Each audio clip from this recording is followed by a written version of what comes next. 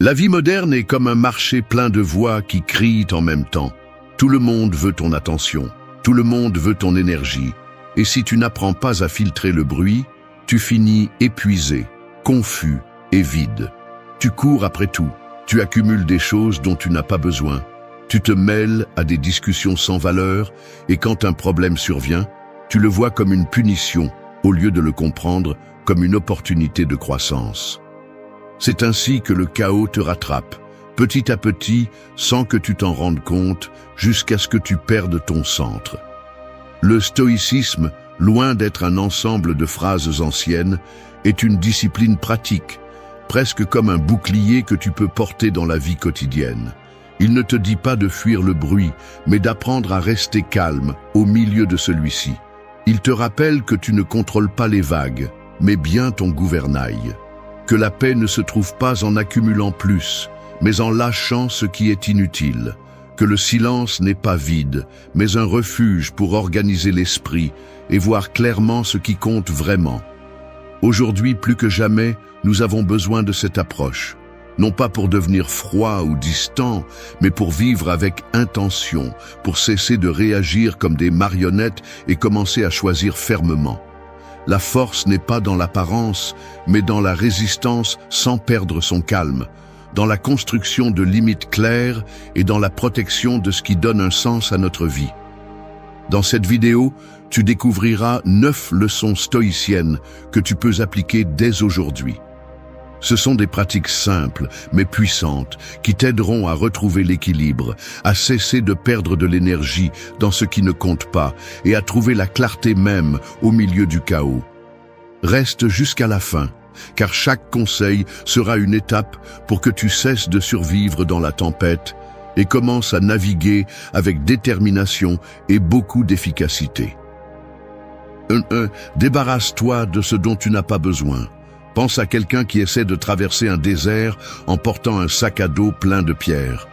Chaque pas devient plus lent, la fatigue se multiplie et même si le but est proche, cette personne n'y arrive pas parce que le poids l'a vainc. Maintenant, demande-toi, ne fais-tu pas la même chose quand tu portes des objets, des engagements et des pensées qui ne te servent pas vraiment ?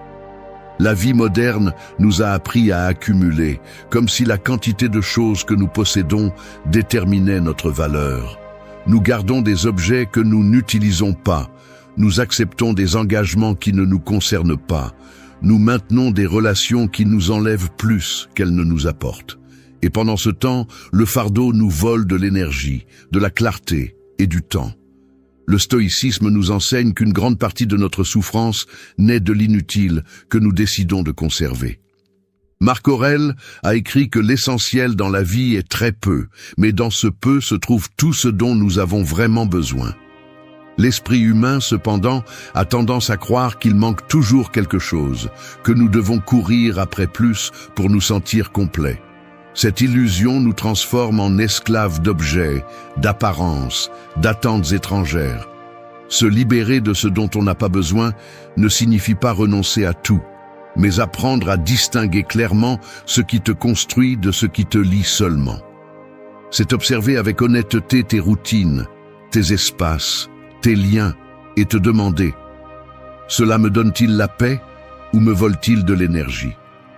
Le stoïcien n'accumule pas par peur de manquer de rien, mais conserve ce qui renforce son caractère et son but. Le reste, il le lâche sans remords. Pense au silence d'une pièce rangée. Là, tout a une place, rien ne manque. Et c'est pourquoi l'esprit respire. Compare-le maintenant à une pièce pleine de choses empilées, où chaque objet crie pour attirer l'attention. C'est ainsi que fonctionne ton intérieur. Lorsque tu laisses l'inutile s'accumuler, tu perds en clarté.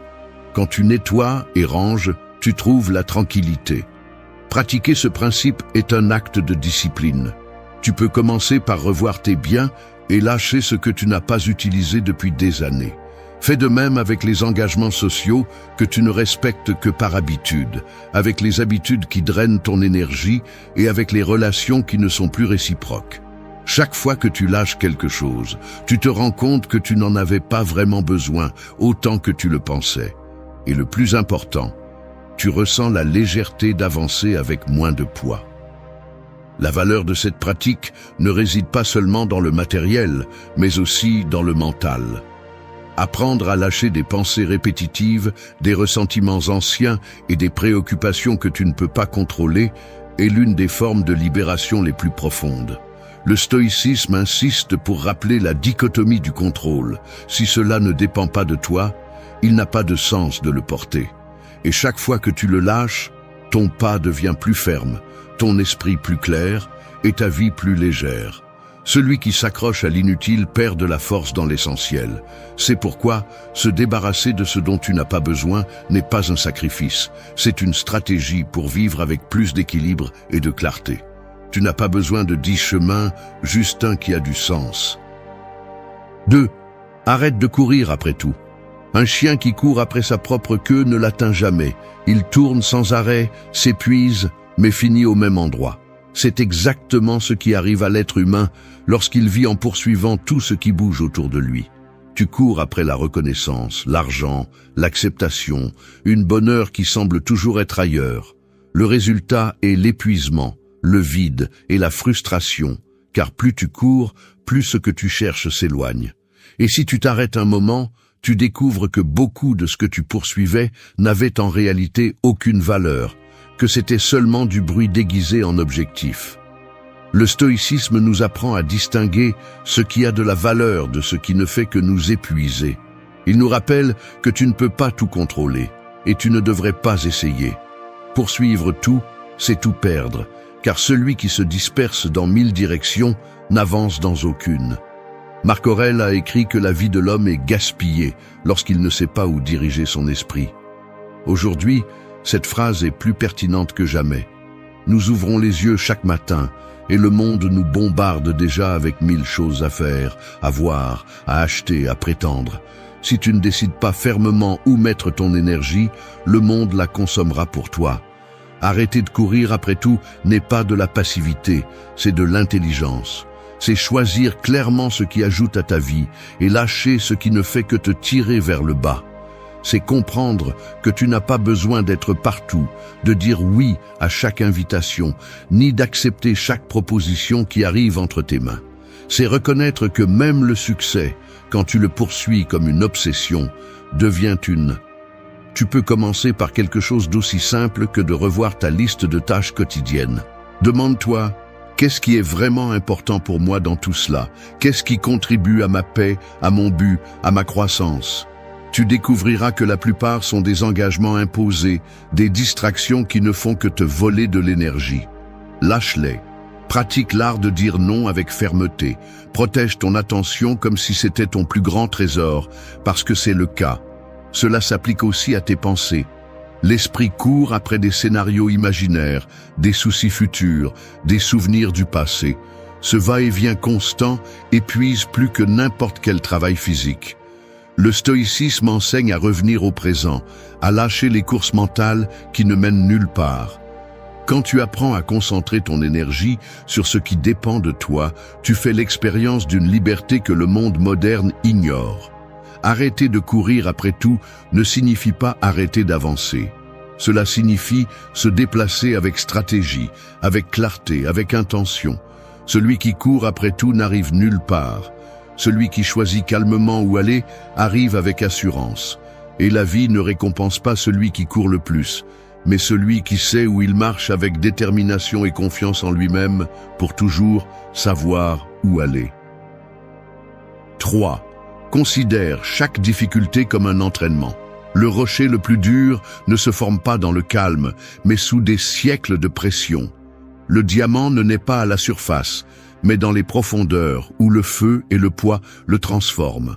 C'est ainsi que fonctionne aussi la vie. Ce qui te dérange aujourd'hui, ce qui te met sous pression et ce qui semble insupportable, en réalité, façonne ton caractère.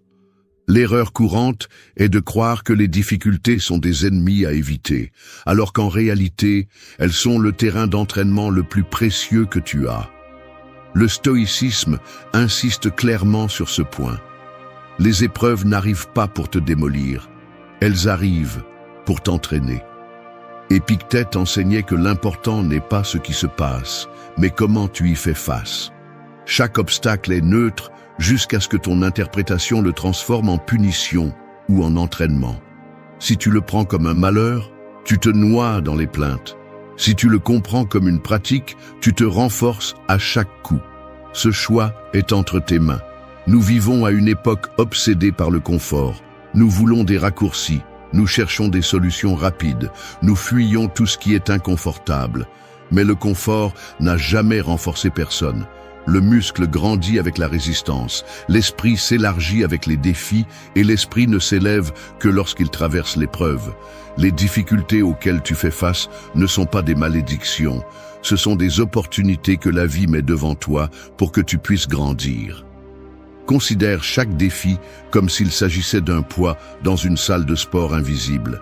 Personne n'apprécie l'effort au début, mais le résultat se voit avec le temps. Tu perds un travail et voilà l'occasion de t'entraîner à la résilience et à la créativité. Tu fais face à une trahison et c'est ta chance d'apprendre à avoir plus confiance en toi qu'en la validation externe. Tu subis une perte et tu t'entraînes à la patience, à l'acceptation et à la capacité de continuer à avancer même avec des cicatrices. La douleur ne doit pas être niée, mais elle ne doit pas non plus être considérée comme inutile. Le stoïcien comprend qu'il y a une leçon dans chaque coup et que la douleur, aussi dure soit-elle, peut devenir un maître. La bonne question n'est jamais « pourquoi cela m'arrive-t-il ?» mais « à quoi cela peut-il me servir ?» Ce changement de perspective change tout. Ce qui semblait auparavant être une injustice se révèle maintenant comme un enseignement. Ce qui était auparavant un obstacle devient un outil. Chaque jour apporte avec lui des entraînements cachés. Le trafic qui t'impatiente est l'occasion de pratiquer ta patience. La critique injuste est l'occasion de travailler ta sérénité. L'échec est la répétition qui te prépare au véritable succès.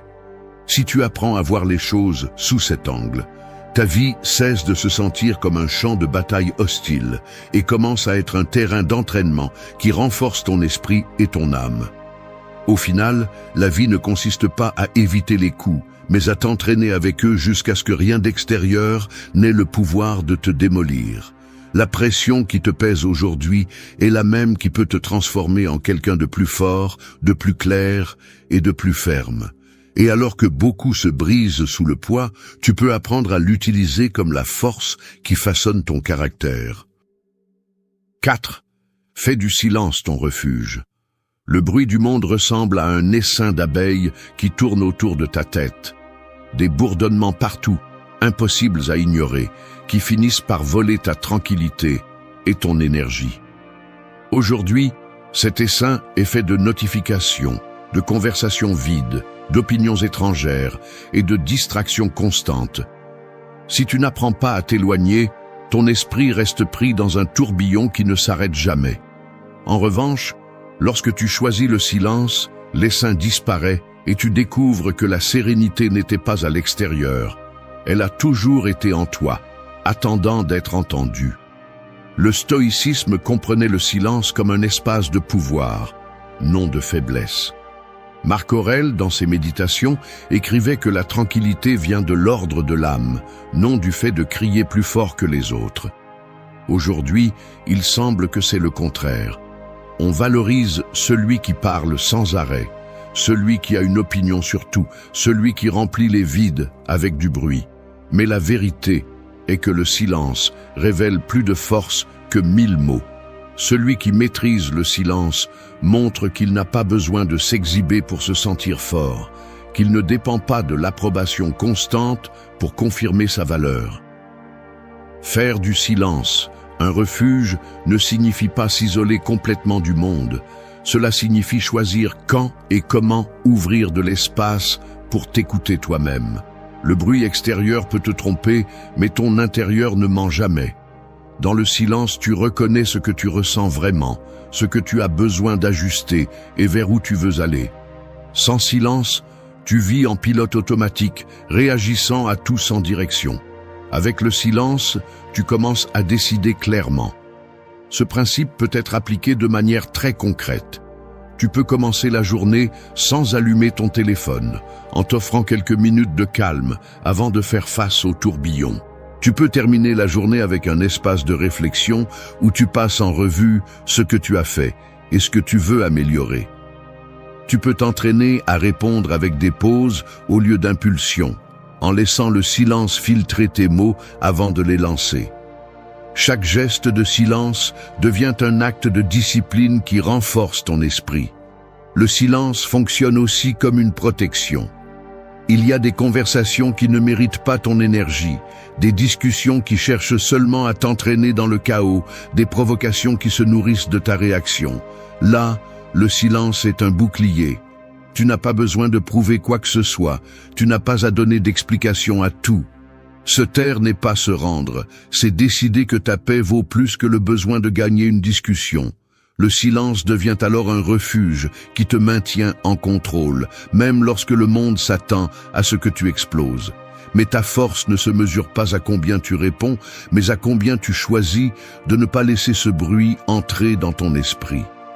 Chaque fois que tu choisis le silence, tu entraînes ta capacité de maîtrise de soi. Tu apprends à différencier ce qui importe de ce qui ne fait que distraire. Faire du silence ton refuge est un rappel que tout ne mérite pas une réponse, tout ne mérite pas ton attention. C'est comprendre que le véritable pouvoir est de décider à quoi donner ta voix et à quoi donner ta tranquillité. Et dans un monde qui s'épuise à courir après chaque bruit, être capable de te réfugier dans le silence est la preuve la plus claire de ta force intérieure. 5. Examine-toi tous les jours. Le miroir le plus honnête n'est pas celui que tu as sur ton mur, mais celui que tu tiens en toi lorsque tu décides de te regarder sans excuse. La plupart préfèrent l'éviter, car se confronter à soi-même n'est pas toujours confortable.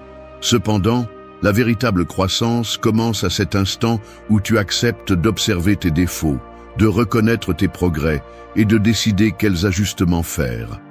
Sans cette révision constante, tu finis par marcher à l'aveugle, répétant les mêmes erreurs et portant des habitudes qui te affaiblissent peu à peu. Les stoïciens étaient conscients de cette pratique comme une discipline quotidienne. Sénèque racontait qu'à la tombée de la nuit, il se demandait ce qu'il avait bien fait, ce qu'il avait mal fait et comment il pouvait s'améliorer. Il ne le faisait pas par culpabilité, mais par la responsabilité de celui qui sait que chaque journée est un entraînement pour le caractère. Se réviser tous les jours n'est pas se punir, c'est s'assurer que tu avances avec fermeté au lieu de dévier sans t'en rendre compte. Le monde moderne, plein de distractions et d'urgences, pousse à négliger cette coutume. La fatigue, la hâte et le confort font que nous repoussons l'auto-évaluation. Mais cette omission a un prix élevé. Les erreurs se répètent, les émotions gouvernent, et la direction de la vie est finalement déterminée par l'environnement, pas par ta volonté. Le stoïcisme offre une autre voie, utilisée chaque jour comme un atelier où tu forges ton esprit et renforces tes vertus. Tu peux appliquer ce principe de manière simple. À la fin de la journée, offre-toi quelques minutes de silence. Demande-toi sincèrement, ai-je vécu selon mes valeurs? Ai-je consacré mon énergie à ce qui compte vraiment? Ai-je laissé la colère, la paresse ou la peur me dominer? Ces questions fonctionnent comme une boussole. Tu n'as pas besoin de longues explications. Il suffit d'être honnête pour reconnaître ce qui doit continuer et ce qui doit être corrigé. Il est également utile de commencer la matinée avec la même pratique, en anticipant comment tu veux agir. Établir l'attitude avec laquelle tu affronteras les heures suivantes est comme préparer l'armure avant d'entrer en combat. Celui qui se révise au début de la journée se renforce avec clarté. Celui qui le fait à la fin s'assure de ne pas trébucher sur les mêmes pierres demain. Cette habitude ne renforce pas seulement l'esprit, elle ordonne aussi les émotions. Lorsque tu apprends à réviser ce que tu ressens, tu découvres des modèles qui passaient auparavant inaperçus. Tu remarques quelle situation éveille ta colère, quelle personne te draine et quelle décision te rapproche de ton but. Sans cette conscience, tout semble aléatoire. Avec elle, chaque jour devient une leçon qui te pousse à grandir. La révision quotidienne est, en essence, un acte d'humilité et de force. Humilité parce que tu acceptes qu'il y a toujours quelque chose à améliorer. Et force parce que tu choisis de te confronter à toi-même au lieu de fuir. Peu importe si tu le fais en écrivant dans un journal, en réfléchissant en silence ou en discutant avec toi-même avant de dormir. L'important est la constance, car chaque jour où tu te révises, tu deviens plus fort. Et chaque jour où tu l'ignores, tu laisses grandir des fissures invisibles qui peuvent te briser demain. Choisis alors d'être ton propre examinateur. Observe ta vie avec clarté, ajuste ce qui doit l'être et reconnais ce que tu fais déjà bien. 6. Protège ton temps avec des limites claires. L'eau qui s'infiltre par une fissure finit par vider la plus grande cruche. Peu importe combien tu as stocké, si tu ne mets pas une limite à la fuite, tout se perd peu à peu jusqu'à ne plus rien rester. Il en va de même pour ton temps. Tu peux avoir des plans, des objectifs et des rêves, mais si tu permets aux autres de le consommer avec des exigences, des distractions et des demandes sans sens, tu te retrouveras vide, épuisé et sans progrès. Le temps ne se vole pas d'un coup. Il se draine par petites fuites, à chaque fois que tu dis oui alors que tu voulais dire non, à chaque interruption que tu acceptes sans questionner, à chaque espace que tu cèdes par peur de déranger. Le stoïcisme enseigne que la vie est courte et que le seul véritablement à nous est l'instant présent. Sénèque avertissait que les gens ne sont pas avares de leurs biens, mais gaspillent ce qu'il y a de plus précieux, leur temps. Cette contradiction nous définit en tant que société. Nous défendons bec et ongles le matériel, mais nous offrons des heures à des conversations vides, à des engagements sans but et à des habitudes qui ne nous rapprochent de rien. Si tu n'établis pas de limites claires, les autres décideront pour toi comment tu dépenses ta vie. Protéger ton temps ne signifie pas devenir froid ou égoïste, cela signifie reconnaître sa valeur et le traiter comme une ressource sacrée. Chaque jour qui passe est un jour de moins, et vivre comme si le temps était infini est le mensonge qui maintient beaucoup de gens dans la médiocrité. Un stoïcien ne permet pas à n'importe qui de disposer de sa vie, car il comprend que chaque heure investie dans ce qui n'est pas important est une heure volée à ce qui peut transformer son destin. Pratiquer ce principe exige du courage. Dire non est inconfortable. Fixer des limites peut générer du rejet, mais le prix de plaire à tout le monde est de te perdre toi-même. Chaque fois que tu cèdes ton temps sans conscience, tu choisis de laisser tes priorités en second plan. Tu ne peux pas avancer vers tes objectifs si ton agenda est dicté par ce que les autres veulent de toi. Tu ne peux pas prendre soin de ta paix si tu es disponible pour n'importe qui à tout moment. Il y a des moyens concrets de commencer à protéger ton temps. L'un d'eux est d'organiser tes journées avec intention, en consacrant des blocs d'énergie à ce qui compte vraiment et en éliminant ce qui n'apporte rien. Un autre est d'apprendre à refuser fermement ce qui interfère avec ton but, en comprenant qu'un non clair vaut mieux qu'un oui plein de ressentiment. Le temps se défend aussi sur le plan émotionnel. Évite de dépenser de l'énergie dans des discussions qui ne mènent à rien, dans des critiques qui ne changent pas ta vie, dans des pensées répétitives qui ne font que te consommer. Tout ce qui occupe de l'espace dans ton esprit vole des heures à ton existence. Si tu n'es pas le gardien de ton temps mental, tu finiras épuisé, même si ta journée a semblé vide. La différence entre une vie dispersée et une vie avec un but réside dans la clarté avec laquelle tu décides de protéger tes heures. Chaque limite que tu fixes est une déclaration de valeur personnelle, un message qui dit « Ma vie m'appartient et je ne la donne en échange de rien ». Protéger ton temps n'est pas un enfermement, c'est la liberté, parce que lorsque tu choisis dans quoi l'investir, tu retrouves la capacité d'avancer avec force vers ce qui compte vraiment.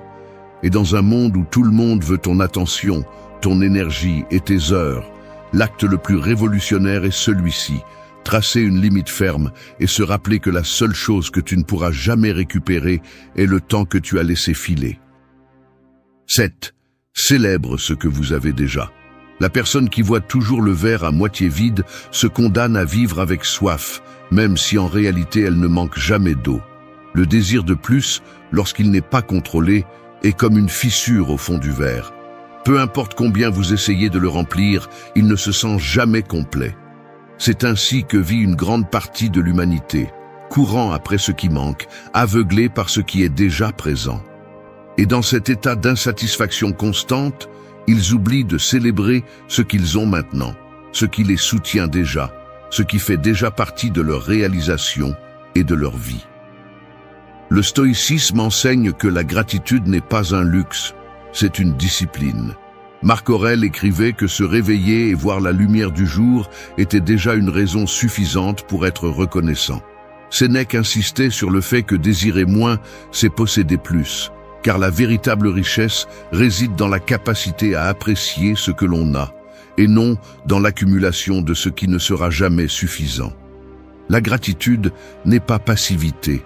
Elle est la base qui empêche votre esprit de devenir un champ de bataille dominé par la pénurie. Célébrer ce que vous avez déjà ne signifie pas se contenter. Cela signifie reconnaître le terrain sur lequel vous vous tenez, afin de pouvoir avancer avec plus de fermeté. La personne qui ne remercie pas ce qu'elle possède déjà ne profitera jamais de ce qu'elle obtiendra par la suite, car son esprit se concentrera toujours sur ce qui manque. Ce principe peut être appliqué de manière simple. Consacrez quelques minutes par jour à énumérer ce qui fait partie de votre vie aujourd'hui et que vous auriez considéré comme un rêve il y a quelques années. Cela peut être votre santé, votre maison, les personnes qui vous entourent, les opportunités que vous avez reçues ou même les batailles que vous avez déjà surmontées. Ce simple acte de reconnaissance change votre perspective, car il vous apprend à voir l'abondance au lieu de vous obséder avec le manque. Vous pouvez également le pratiquer pendant les moments de difficulté. Quand tout semble aller mal, la gratitude agit comme une ancre. Prendre le temps de reconnaître ce que vous avez encore, même au milieu du chaos, vous rappelle que tout n'est pas perdu et qu'il y a toujours quelque chose qui soutient votre vie. Cette pratique renforce votre esprit contre le désespoir, car elle vous permet de trouver la lumière même au milieu de l'obscurité. Le danger de ne pas célébrer ce que vous avez déjà est de tomber dans le piège de la comparaison. Aujourd'hui, plus que jamais, nous sommes entourés d'images de vie qui semblent parfaites, de réalisations qui semblent gigantesques et d'objectifs qui nous font nous sentir petits. Si vous n'apprenez pas à regarder ce que vous avez avec gratitude, vous vous sentirez toujours insuffisant. Le stoïcisme nous enseigne à briser ce cycle, à diriger notre regard vers l'intérieur, à apprécier ce que nous avons et à cesser de mesurer notre vie à l'aune des autres. Célébrer ce que vous avez déjà vous libère également de la dépendance externe. Lorsque vous êtes reconnaissant de l'intérieur, vous n'avez plus besoin de tant de validation. Vous arrêtez de chercher l'approbation et vous trouvez satisfaction dans la simplicité. C'est la clé. Transformer l'ordinaire en extraordinaire, car l'extraordinaire n'est pas d'avoir plus, mais de réaliser ce que vous possédez déjà. La gratitude est un muscle qui se renforce avec la pratique quotidienne. Chaque fois que vous reconnaissez ce que vous avez déjà, vous renforcez votre résilience, votre paix et votre clarté. Et alors que beaucoup vivent avec une soif éternelle, poursuivant un verre impossible à remplir, vous pouvez apprendre à apprécier l'eau qui est déjà dans vos mains. Célébrer ce que vous avez ne vous arrête pas. Cela vous donne l'énergie et la tranquillité nécessaires pour continuer à avancer sans vous perdre dans l'illusion que ce n'est jamais suffisant. 8. Visse avec intention, pas par inertie. Une rivière sans lit défini déborde, avance sans direction et finit par se perdre dans des terrains stériles. L'eau continue de couler, mais elle ne construit rien, n'irrigue rien, ne transforme rien. C'est ainsi que la vie se passe quand on vit par inertie. Tu bouges, mais tu n'avances pas. Les jours passent, les mois passent, même les années. Et bien que tu sois toujours occupé, tu découvres que tu n'étais en réalité en train de construire rien de propre. Tu réagissais simplement à ce que le monde mettait devant toi. Le stoïcisme enseigne que vivre avec intention, c'est choisir clairement comment tu utilises ton énergie et ton temps. Marc Aurèle avertissait que la vie de beaucoup d'hommes est gaspillée parce qu'ils ne savent pas où diriger leur esprit. Et c'est le piège le plus courant de la modernité. Se réveiller chaque jour sans but. Se laisser emporter par des engagements qui n'ont pas de sens. Agir automatiquement comme si la répétition de routines vides était la même chose que vivre. Vivre avec intention, en revanche, c'est se réveiller avec la clarté que chaque action compte. Cela ne signifie pas avoir tout résolu, ni contrôler chaque détail. Cela signifie être conscient que tes décisions construisent ton destin. Chaque mot, chaque habitude, chaque limite que tu poses ou que tu ne poses pas, chaque pas que tu choisis de faire te mène vers un endroit. L'intention transforme le quotidien en significatif. Ce que tu fais en mangeant, en travaillant, en te reposant ou en te liant avec les autres cesse d'être une simple répétition et devient une partie de ton chemin. Pratiquer ce principe commence par t'arrêter. Demande-toi, pourquoi fais-je ce que je fais ? Est-ce que j'agis parce que je le souhaite ou parce que d'autres s'attendent à ce que je le fasse ? Est-ce que je choisis mes pas ou est-ce que je répète simplement ce qui semblait plus facile hier ? Ces questions sont dérangeantes car elles nous obligent à reconnaître combien de notre vie est motivée par l'habitude. Le stoïcien ne craint pas ces questions, il les cherche car il sait que l'inconfort est le début de la clarté. Tu peux appliquer cet enseignement de manière simple. Au début de la journée, établis une intention claire. Comment tu veux agir ? Quelle attitude tu veux maintenir ? Quelle valeur tu veux refléter ? Tu n'as pas besoin de grands discours. Il suffit de te rappeler, aujourd'hui, je choisis d'être le maître de mes actions. Cette simple pratique change la façon dont tu affrontes le quotidien. Parce que celui qui vit avec intention ne répond pas impulsivement, ne se laisse pas emporter par des émotions passagères. Il choisit avec calme et fermeté. L'inertie est dangereuse car elle déguise la passivité en activité. Le silence joue un rôle important ici. Si tu ne t'arrêtes pas pour écouter ton intérieur, tu vivras toujours en suivant le bruit de l'extérieur. Le monde essaiera d'imposer ses urgences et ses objectifs. Mais si tu as la discipline de te rappeler ce que tu veux et ce que tu apprécies, tu sauras dire non à ce qui n'ajoute rien et oui à ce qui renforce ton chemin. Vivre avec intention est un choix quotidien. C'est refuser d'être une rivière débordante qui se perd dans n'importe quel terrain et décider d'être un lit solide qui dirige son eau là où elle porte ses fruits. C'est refuser de vivre en automatique et commencer à vivre avec conscience. Parce qu'à la fin, le temps va passer de toute façon, la différence est de savoir si tu le gaspilles par inertie ou si tu l'investis avec un but. 9. Embrasse la simplicité et l'authenticité dans tes relations. Un masque peut impressionner pendant un moment, mais tôt ou tard, il se fissure et laisse voir ce qui se cache vraiment derrière. Beaucoup de personnes vivent ainsi leurs liens, en déguisant ce qu'ils ressentent, en prétendant être ce qu'ils ne sont pas, en essayant de s'adapter à des moules qui ne leur ont jamais appartenu. Le résultat est une fatigue profonde, car soutenir un masque consomme plus d'énergie que de se montrer authentiquement. Et l'ironie est que, dans cette tentative d'être accepté, ils finissent par construire des relations creuses qui manquent de valeur réelle. Le stoïcisme enseigne que la grandeur ne se trouve pas dans le grandiloquent, mais dans le simple. Marc Aurèle rappelait que la véritable noblesse est de vivre selon ta nature, pas de faire semblant. Appliqué aux relations, cela signifie que l'authenticité et la simplicité sont les fondations de tout lien solide. Lorsque tu te relates à partir de la vérité et non de l'apparence, tu économises du temps, tu protèges ton énergie et tu construis des liens qui résistent aux épreuves.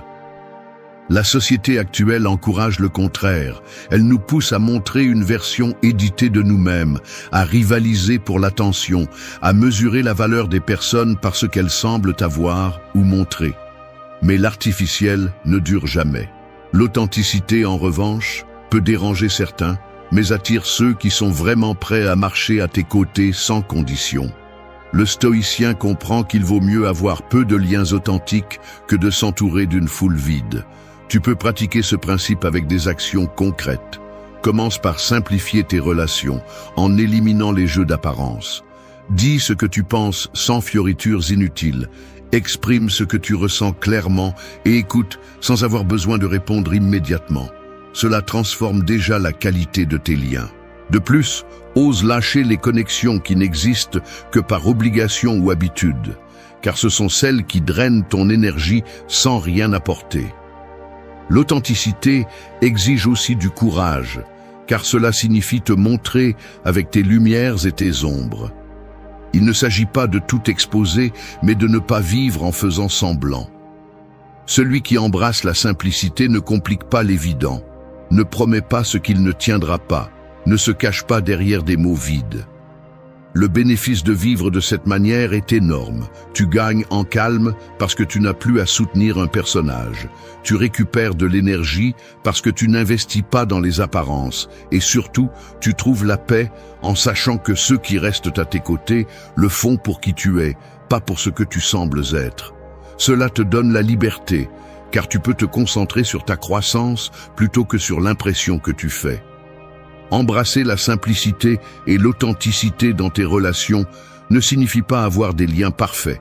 Cela signifie avoir des relations réelles.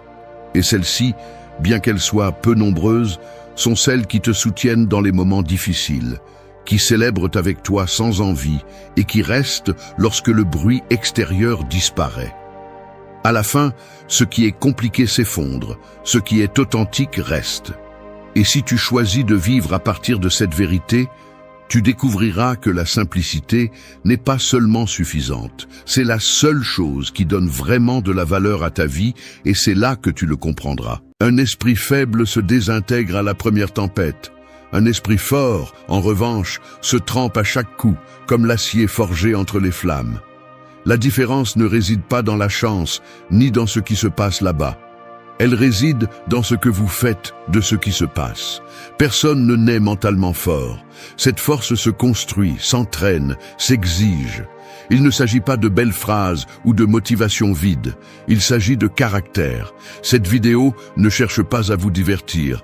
Elle cherche à vous déranger, à vous réveiller, à vous pousser à regarder ce que vous ne voulez pas voir. Parce que tant que vous continuerez à blâmer le monde, les gens ou le passé pour votre état mental, vous resterez prisonnier de l'extérieur. Le stoïcisme le rend clair. Vous ne pouvez pas contrôler le monde, mais vous pouvez maîtriser votre réaction. Et cette maîtrise change tout. La force mentale ne se voit pas, mais se ressent. C'est cette voix intérieure qui, au milieu du chaos, ne crie pas, mais ne se tait pas non plus. Elle agit simplement, fermement, sans besoin de validation. Il ne s'agit pas d'éviter la douleur, mais de l'utiliser. Il ne s'agit pas de ne pas ressentir la peur, mais de ne pas laisser la peur vous diriger. Il ne s'agit pas de nier la réalité, mais de l'affronter avec un esprit clair et une volonté ferme. Chaque leçon que vous trouverez ici est conçue pour cela, pour que vous arrêtiez de fuir et commenciez à vous entraîner. Cette vidéo est un manuel de guerre interne. Un guide stoïcien pour ceux qui en ont assez de se briser et veulent enfin se construire. Peu importe où vous en êtes, si vous décidez d'écouter avec ouverture, vous finirez plus fort. Non pas à cause de ce que dit cette vidéo, mais à cause de ce que vous décidez de faire après l'avoir écouté. C'est la véritable transformation. Et elle commence maintenant. 1. Fais de la difficulté ton maître et non ton ennemi. Le fer le plus résistant ne naît pas ainsi. Il est façonné à coups de marteau, sous une chaleur extrême, tordu encore et encore, jusqu'à ce que sa forme devienne une force. C'est ainsi que fonctionne l'esprit humain. La douleur, la pression, le rejet, l'incertitude ne viennent pas pour te détruire, ils viennent pour te façonner. Mais seulement si tu cesses de voir la difficulté comme une menace. Seulement si, au lieu de te plaindre, tu décides d'apprendre. Celui qui fuit les défis ne découvre jamais qui il est vraiment. Celui qui les affronte, même s'il tremble, commence à construire quelque chose que personne ne peut lui enlever. Beaucoup de gens passent leur vie à maudire les épreuves, comme si le monde leur devait le confort, comme si l'inconfort était un défaut du système. Mais c'est tout le contraire. L'inconfort est le système. Le problème n'est pas la difficulté, c'est ton interprétation de celle-ci. Tu crois que parce que quelque chose fait mal, alors c'est mal. Tu crois que parce que quelque chose est difficile, alors ça ne vaut pas la peine. Et là, tu t'affaiblis. Le stoïcisme enseigne que les défis ne bloquent pas la voie. Ils sont la voie, car chaque difficulté est une leçon déguisée. Un maître qui, bien que sévère, a pour seul objectif ta croissance. Tu ne peux pas développer de force sans exigence. Personne ne devient fort en courant seulement quand il en a envie. Personne ne se construit en évitant la critique, le rejet ou l'effort. Se construit celui qui décide de rester quand tout lui dit d'abandonner. Se construit celui qui comprend que la douleur n'est pas l'ennemi, mais l'avertissement que tu sors de ta zone de faiblesse. Car chaque fois que tu fuis quelque chose d'inconfortable, tu renforces une partie de toi qui veut rester faible. Et chaque fois que tu l'affrontes, même si tu échoues, tu envoies un message interne. Je suis prêt à grandir.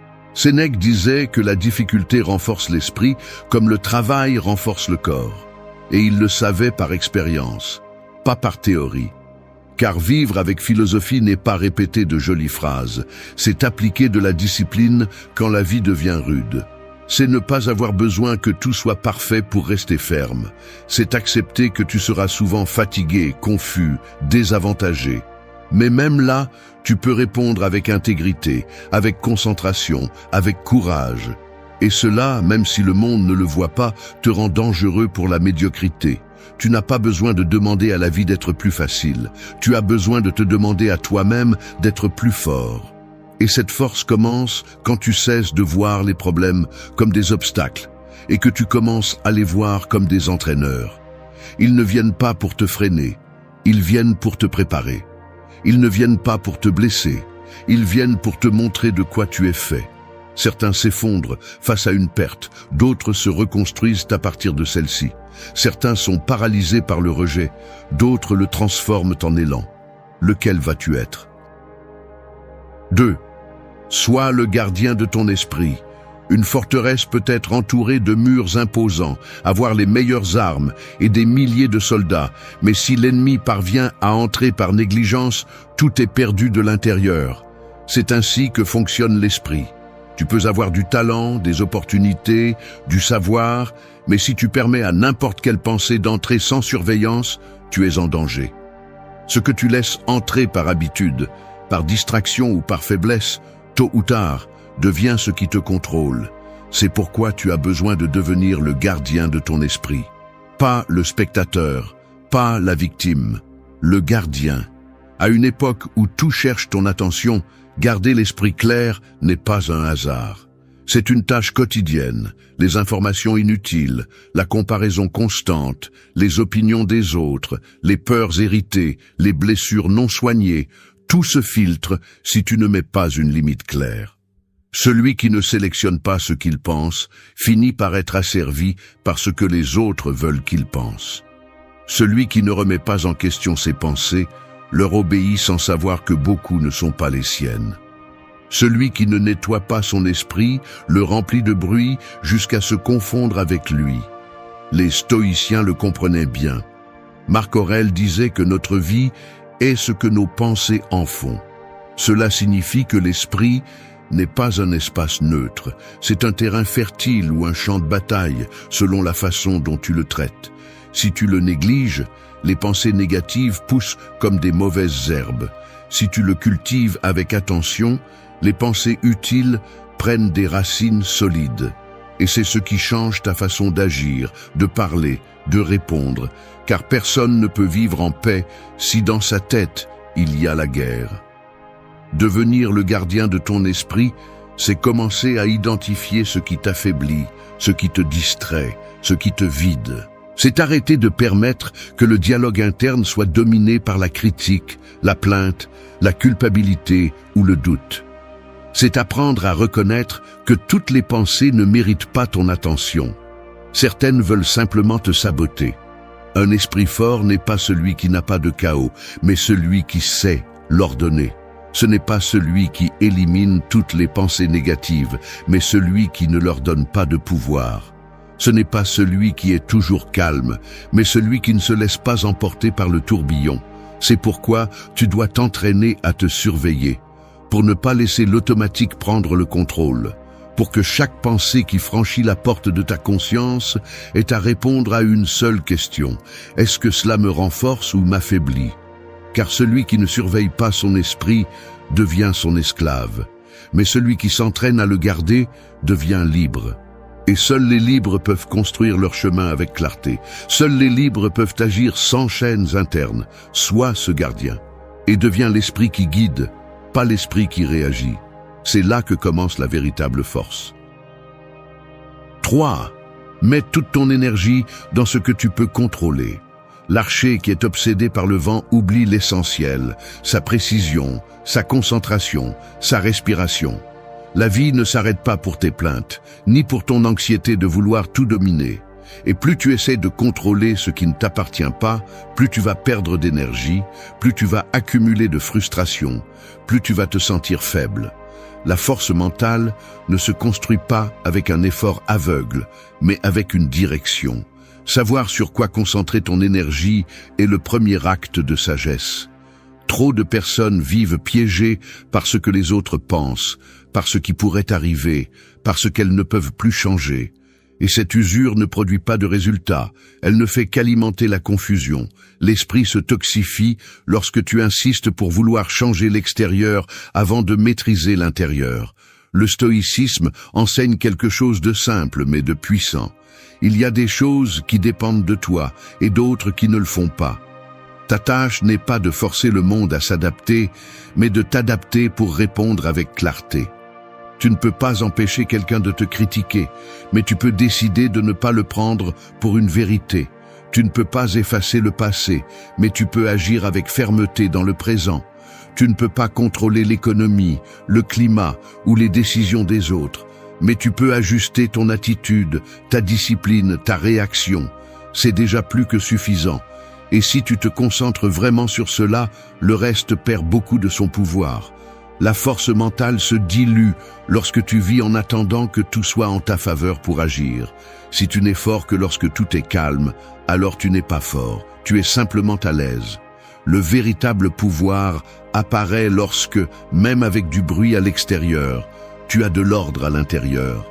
Non pas parce que tu as le contrôle total, mais parce que tu sais où tu l'as et tu y mets toute ta force. Chaque jour, tu peux choisir entre réagir ou agir, entre gaspiller de l'énergie sur ce qui te dérange ou l'utiliser pour ce qui te construit, entre perdre du temps à souhaiter que les choses soient différentes ou te lever et faire ce qu'il faut. C'est la bataille quotidienne, et elle se gagne avec concentration, pas avec des plaintes. Dirige ton attention comme celui qui aiguise un outil. Arrête de donner ton énergie à ce qui est inutile. Arrête d'alimenter des scénarios que tu ne peux pas contrôler. Reviens à toi. Mets de l'ordre dans ton esprit, aligne tes actions, concentre-toi uniquement sur ce qui dépend de toi. Le reste ne mérite pas ton épuisement, il mérite ton indifférence. Parce que celui qui maîtrise son énergie maîtrise sa vie, et celui qui maîtrise sa vie n'a plus besoin de contrôler le monde. 4. Transforme chaque obstacle en carburant. Chaque incendie a deux options. Consommer ou forger. Entre des mains faibles, il détruit. Entre des mains disciplinées, il façonne le caractère. Il en va de même pour les difficultés. Elles ne viennent pas pour t'arrêter. Elles viennent pour te révéler qui tu es quand tu ne peux plus feindre la force. Et c'est précisément à ce moment-là, quand ça fait mal, quand ça brûle, que tu décides si tu vas te briser ou transformer ce feu en élan. Au lieu de réagir par des plaintes, comme tant d'autres le font, tu dois t'arrêter et observer. Ce qui semble maintenant être un blocage, peut-être est-ce un entraînement. Ce que tu ressens aujourd'hui comme une punition, peut-être est-ce une direction. Car chaque coup, bien qu'il semble injuste, contient en lui une instruction. Mais tout le monde ne la voit pas. Seuls ceux qui décident de regarder depuis un autre angle, depuis un autre niveau de conscience. L'erreur commune est de supposer que la vie est conçue pour le confort, que le succès arrive sans trébucher, que le chemin doit être lisse, mais sans tension, il n'y a pas de croissance. Sans pression, il n'y a pas de force. Prétendre avancer sans difficulté est comme vouloir apprendre sans faire d'erreur. La réalité fait mal, dérange, défie. La réalité façonne. Marc Aurèle a écrit que l'obstacle à l'action stimule l'action. Ce qui obstrue le chemin devient le chemin. Ce n'était pas de la poésie, c'était un avertissement. Chaque fois que tu fais face à une barrière, tu as deux chemins. Perdre de l'énergie à te plaindre ou canaliser cette énergie pour monter le niveau. Un esprit entraîné ne nie pas la difficulté, il l'adapte, il la transforme. Il n'y a pas de croissance sans friction. Tout ce qui t'a un jour renforcé t'a d'abord désorganisé. Chaque situation qui t'a fait mal a laissé une porte ouverte. Peut-être ne l'as-tu pas remarqué parce que tu étais concentré sur le dommage. Mais cette porte est toujours là, attendant que tu utilises l'expérience comme un élan. La clé est de ne pas gaspiller les moments difficiles. S'ils font mal, qu'ils en valent la peine. S'ils pèsent, qu'ils construisent. Arrête de voir les obstacles comme des freins. Commence à les voir comme des matériaux de construction. Là où tu as perdu quelque chose, tu peux gagner en vision. Là où une porte t'a été fermée, tu peux apprendre à en ouvrir d'autres. Tout ce qui te pousse hors de ta zone de confort te rend service, même si cela ne semble pas être le cas. Chaque défi est une énergie brute. Tu peux la laisser se dissoudre en frustration ou tu peux la diriger comme une force vers l'avant. Et ce choix ne dépend pas de la chance, il dépend de ton entraînement mental.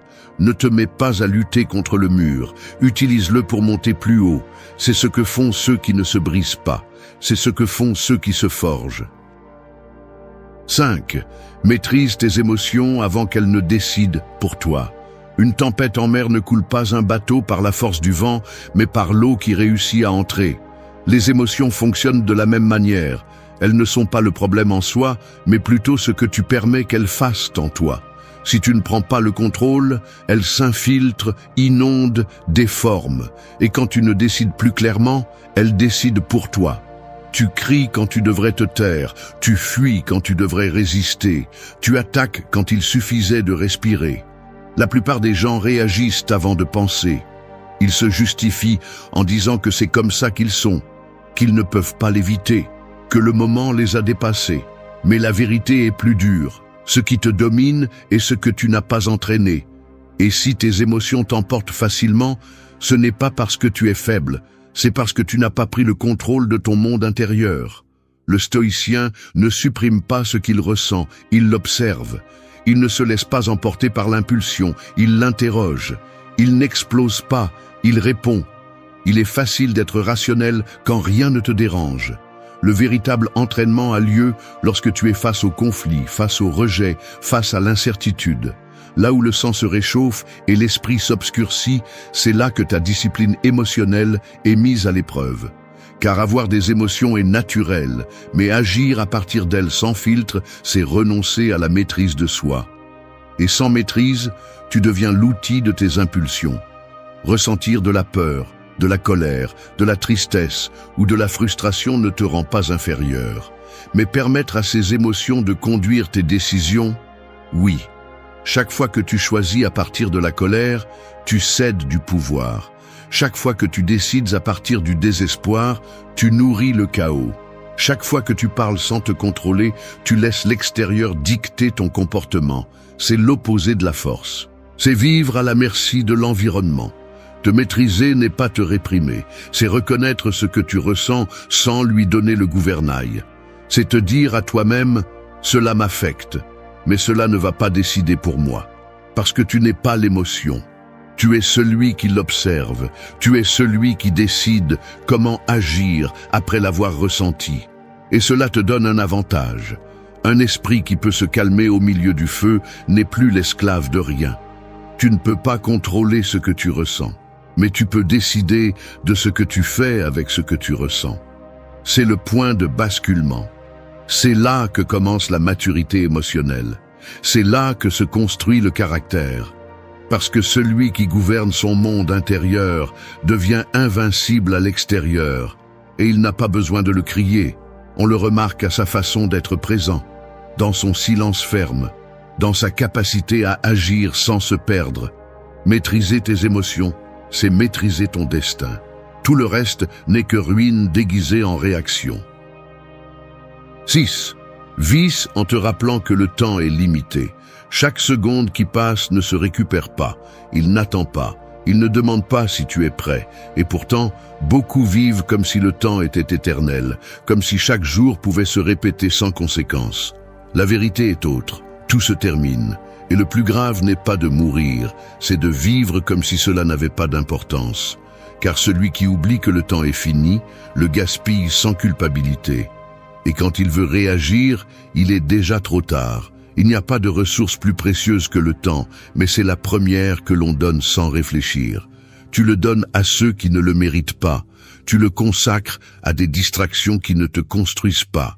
Tu le perds dans des conversations vides, des routines automatiques, des excuses recyclées. Tu le donnes comme si tu avais une réserve secrète, mais tu ne l'as pas.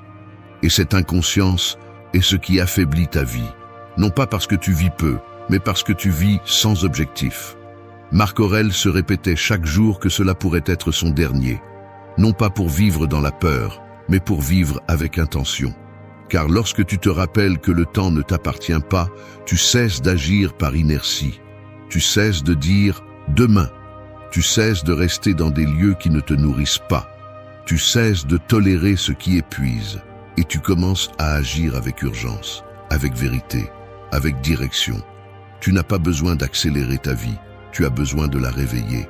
Chaque jour sans but est un jour volé. Chaque décision reportée est une porte fermée. Ce que tu ne fais pas aujourd'hui, tu ne le feras probablement pas non plus plus tard. L'attente prolongée affaiblit la volonté. L'action précoce renforce le caractère. Il ne s'agit pas de courir sans but, il s'agit de vivre avec intention. De te demander chaque soir si tu as vraiment utilisé ta journée ou si tu as simplement survécu. Penser à la mort n'est pas se rendre, c'est se réveiller à la vie. C'est accepter que tu n'as pas le temps pour tout, mais tu as le temps pour ce qui compte. Et si tu ne priorises pas, d'autres le feront pour toi. D'autres occuperont ton agenda, ton esprit, ton énergie. C'est pourquoi tu as besoin de prendre le contrôle avant qu'il ne soit trop tard. Vivre en sachant que tu es de passage n'est pas tragique. C'est libérateur. Profiter du temps, ce n'est pas remplir ta journée de tâches. C'est la remplir de sens. C'est laisser une trace dans les petites choses. C'est agir avec clarté, pas avec précipitation. C'est construire ta paix, ta force, ton héritage. Parce que personne ne sait combien de temps il lui reste. Mais tout le monde sait ce qu'il fait avec le jour d'aujourd'hui. Et cela suffit pour changer de cap. Celui qui honore son temps honore sa vie. Le reste est oubli déguisé en routine. 7. Entraîne-toi dans l'inconfort pour être invincible dans la tempête. Les racines ne se renforcent pas quand tout est calme. Elles s'approfondissent lorsque le terrain est dur, lorsque le climat est adverse, lorsque la vie n'offre aucune garantie. C'est ainsi que le caractère se développe, non pas pendant les jours faciles, mais pendant les moments où tout est difficile. L'inconfort n'est pas un ennemi, c'est une salle de sport. C'est dans cet espace, entre ce qui fait mal et ce que tu choisis de supporter, que ta véritable force se définit. Beaucoup demandent plus de contrôle, plus de paix, plus de succès, mais ne sont pas prêts à s'accommoder pour quoi que ce soit. Ils fuient le silence, évitent la pression, détestent l'effort soutenu. Ils cherchent des résultats immédiats et se désespèrent si quelque chose les dérange. Mais personne ne devient fort dans la facilité. Personne ne se trempe sans friction. Si tu veux traverser les tempêtes sans te briser, tu dois d'abord t'entraîner sous la pluie. Et cet entraînement n'arrive pas par accident. C'est une décision. Les stoïciens savaient que le confort n'entraîne pas. Sénèque s'exposait volontairement à la difficulté pour se rappeler qu'il pouvait vivre sans luxe. Il ne le faisait pas par goût pour la souffrance, mais par préparation. Il savait que celui qui ne s'adapte qu'au confort se brise face à l'inattendu. C'est pourquoi, si tu choisis de t'entraîner dans l'inconfort maintenant, lorsque la vraie tempête arrivera, tu ne seras pas un novice, tu seras résistant. S'entraîner dans l'inconfort ne signifie pas vivre dans la souffrance. Cela signifie pratiquer ce qui est difficile avant que la vie ne t'oblige à le faire. Cela signifie se réveiller tôt lorsque le corps veut rester au lit. Cela signifie dire non lorsque l'on te pousse à suivre le courant. Cela signifie rester silencieux lorsque l'ego veut crier. Cette discipline quotidienne façonne quelque chose que tout le monde n'a pas, la stabilité au milieu du chaos. Quand tout brûle, celui qui s'est entraîné dans l'inconfort ne réagit pas avec panique. Il répond avec calme. Parce qu'il a déjà été là, dans des situations où ça faisait mal, où le corps demandait à abandonner, mais l'esprit a décidé de continuer. Cela ne s'improvise pas. Cela se construit à travers des choix petits et constants. On le gagne dans les jours ordinaires, pas dans les urgences. Personne ne veut de la douleur, mais celui qui la supporte intentionnellement trouve en elle un outil. Il la transforme en concentration, en clarté, en pouvoir. L'inconfort t'oblige à regarder ce que tu as besoin d'entraîner. Il révèle tes limites, et si tu les affrontes au lieu de les éviter, tu cesses d'être faible à l'intérieur. Tu deviens résistant. Et le meilleur sans avoir besoin de le montrer. Quand la tempête arrivera, qu'elle te trouve préparé, qu'elle te trouve éveillé, qu'elle te trouve fort, non pas par chance, mais parce que tu as décidé de t'entraîner là où les autres se cachent. C'est ça la véritable invincibilité, celle qui ne se voit pas jusqu'à ce qu'elle soit nécessaire. 8. Redéfinis la richesse comme ayant besoin de moins. Un sac à dos léger te permet d'avancer plus vite, mais beaucoup portent un poids si lourd qu'ils confondent valeur et excès. Ils pensent que plus ils ont, plus ils seront en sécurité. Plus ils accumulent, plus ils seront réussis. Mais ce qu'ils ne voient pas, c'est que plus ils ont besoin, plus ils deviennent fragiles. La vraie richesse n'est pas d'avoir beaucoup, mais de dépendre de peu. Et cette liberté intérieure vaut plus que n'importe quel compte en banque. Le problème n'est pas de profiter du matériel, c'est de le transformer en condition pour se sentir bien. C'est de dépendre du nouveau téléphone pour être heureux. C'est de croire que sans certaines marques, expériences ou commodités, tu ne peux pas être en paix. C'est là que commence le piège. Parce qu'une chose est d'avoir et une autre très différente est de nécessité. La première est externe, la seconde te lie de l'intérieur.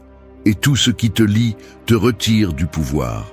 Le stoïcisme ne méprisait pas le matériel, mais il te mettait en garde pour que tu t'entraînes à ne pas être son esclave. Épictète disait que celui qui a besoin de peu est invincible. Parce que si on te prend quelque chose et que tu restes toi-même, alors rien ne peut vraiment te blesser. Mais si ton identité est construite sur ce que tu possèdes, tu es en danger. Parce que le monde change, les choses se cassent, les gens partent, et si tout cela tombe, qui es-tu en dessous de tout cela? Redéfinir la richesse est un acte de courage. Non pas parce que tu te forces à vivre avec le minimum, mais parce que tu oses regarder en face ta dépendance. Tu peux avoir des choses et en profiter sans être dominé par elles. Tu peux atteindre des objectifs sans qu'ils te définissent. Tu peux aspirer à plus sans que ce plus ne détermine ta valeur. Parce que ta vraie valeur n'est pas dans ce que tu portes, mais dans la façon dont tu marches quand on te retire le poids. Avoir besoin de moins n'est pas renoncer. C'est choisir en conscience. C'est te rendre compte que si tu peux être en paix avec toi-même sans artifice, alors tu as gagné. Parce que tout ce qui vient après est un extra, pas une béquille.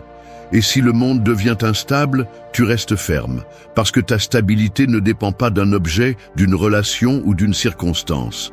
Celui qui a besoin de moins est plus libre, plus difficile à manipuler, plus fort quand la pénurie arrive, plus concentré quand tout le monde se distrait. C'est la richesse qui ne se voit pas, mais se ressent. Et c'est celle que personne ne peut te prendre. Si tu décides de la construire, tu vas te rendre compte de quelque chose d'important. Tu avais plus que ce que tu pensais. Seulement tu regardais à l'extérieur. Et ce qui est précieux a toujours été à l'intérieur. 9. Choisis des relations qui élèvent ton caractère, pas ta commodité. Une plante peut avoir du soleil, de l'eau et un sol fertile, mais si tu l'entoures de mauvaises herbes qui lui volent son oxygène, elle ne grandira pas forte. Il en va de même pour toi. Peu importe combien tu te bats, si tu t'entoures de personnes qui éteignent ton feu, qui affaiblissent ton focus, qui te poussent vers le superficiel. Les relations ne sont pas seulement une compagnie, elles sont un environnement. Et si cet environnement n'élève pas ton caractère, il finit par t'entraîner sans que tu t'en rendes compte. L'erreur la plus courante est de s'attacher par habitude, par peur d'être seul, par commodité ou par besoin émotionnel. Mais ce qui est confortable n'est pas toujours ce qui est juste. Les relations qui renforcent vraiment ne sont pas celles qui te disent ce que tu veux entendre, mais celles qui exigent que tu grandisses. Ce sont celles qui confrontent ta faiblesse sans te blesser. Ce sont celles qui te rappellent qui tu peux être, pas celles qui te maintiennent dans qui tu as déjà été. Le stoïcien choisissait ses liens comme celui qui aiguise une épée, avec intention, avec clarté, avec fermeté. Il ne s'agissait pas d'avoir beaucoup de gens autour de soi, mais d'avoir près de soi ceux qui nourrissaient la vertu. Parce que si tu passes trop de temps avec la médiocrité, tu finis par la normaliser. Si tu t'entoures de gens sans direction, tes pas perdent leur sens. Et si tu maintiens des liens avec ceux qui ne se respectent pas eux-mêmes, peu à peu, ce reflet devient le tien. Choisir des relations avec discernement n'est pas de l'arrogance, c'est de la protection. C'est comprendre que tu ne peux pas permettre à n'importe qui d'avoir accès à ton esprit, à ton énergie, à ton intimité. C'est savoir que chaque conversation a un impact, chaque influence façonne, chaque proximité a un coût ou un gain. Et c'est toi qui décides lequel ce sera. Tu n'as pas besoin de liens parfaits, tu as besoin de liens réels. Des gens qui ne te sucrent pas les erreurs, mais qui ne se nourrissent pas non plus de tes chutes. Des gens qui célèbrent tes progrès sans envie, qui t'écoutent sans utiliser ce que tu dis contre toi, qui te défient sans te détruire. Ces relations ne sont pas nombreuses. Elles sont peu nombreuses, solides et précieuses. Et elles se construisent avec patience, avec des limites claires et avec une vision partagée de l'évolution. S'éloigner de ceux qui ne cherchent que la commodité peut faire mal au début, mais rester là te coûte des années de développement, de clarté et d'énergie. Tout le monde n'est pas fait pour t'accompagner dans ta transformation. Certains sont là juste pour t'apprendre à poser des limites, d'autres pour te montrer le type de personne que tu ne devrais jamais permettre à nouveau près de toi. Celui qui protège ses liens protège son esprit. Parce que les conversations que tu répètes, les conseils que tu écoutes et les énergies avec lesquelles tu cohabites finissent par façonner ton comportement, même sans que tu t'en rendes compte. Et si tu veux vraiment grandir, alors ton cercle doit aussi grandir avec toi. Sinon, ce n'est pas un cercle, c'est une chaîne. Et tu n'es pas né pour vivre attaché. Entoure-toi de ceux qui t'élèvent même quand tu n'es pas à ton meilleur. De ceux qui te disent la vérité même si ça fait mal, mais qui le font avec respect. De ceux qui t'inspirent sans avoir besoin d'imposer.